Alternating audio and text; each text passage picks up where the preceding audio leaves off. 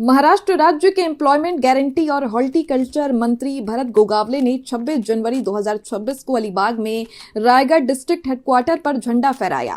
Ministry के general administration department की or से जारी circular के मुताबिक मंत्री भरत गोगावले ने आज यहां झंडा फहराया।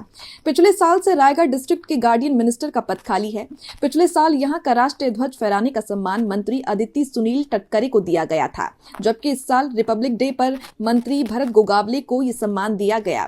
इस मौके पर रायगढ़ पुलिस ने नेशनल फ्लैग को सलामी दी। इस प्रोग्राम में विभिन्न क्षेत्र में उल्लेखनीय कामगिरी करने वालों का सम्मान किया गया। इस इवेंट में रायगढ़ डिस्ट्रिक्ट कलेक्टर किशन जावले, सुपरिटेंडेंट ऑफ पुलिस आंचल दलाल, डिस्ट्रिक्ट एडमिनिस्ट्रेशन, पुलिस एडमिनिस्ट्रेशन के अधिकारी, कर्मचारी और नागरिक बड़ी संख्या में मौजूद थे। मध्ये आपल्याला ध्वजारोहणाचा मान मिळाला आहे, कसा आनंद आहे मनात? आनंद तर आहे आणि हा 77वा प्रजासत्ताक दिन या पोलीस परेड मैदानावरती आता संपन्न झाला।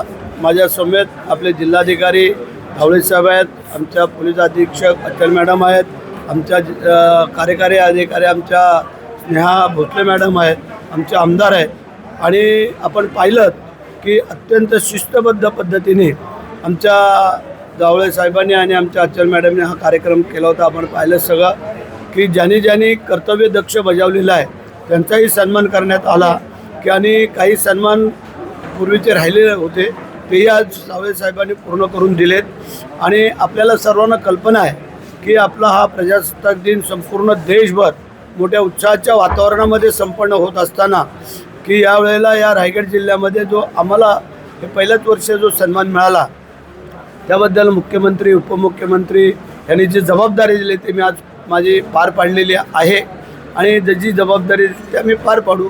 आणि प्रजासत्ताक दिन असेल, 15 ऑगस्ट असेल, हे आपल्या देशाचे 2 मोठे सण असतात, ते आपण सगळ्यांनी उत्साहामध्ये साजरे करणं गरजेचं आहे आणि ते सगळीकडे केले। अगदी शाळेपासून, ग्रामपंचायत कार्यालयापासून ते थेट तहसील कार्यालय असेल, प्रांत ऑफिस असेल, कलेक्टर ऑफिस असेल, आमचं अधीक्षक पोलीस कार्यालय असेल, आमचं जिल्हा परिषदचं कार्यालय असेल, सगळीकडं आणि सगळ्या मिळून हा पोलीस परेड मैदानावरती हा एक जिल्ह्याचा मोठा कार्यक्रम होतो, तो आता संपन्न झालेला आहे।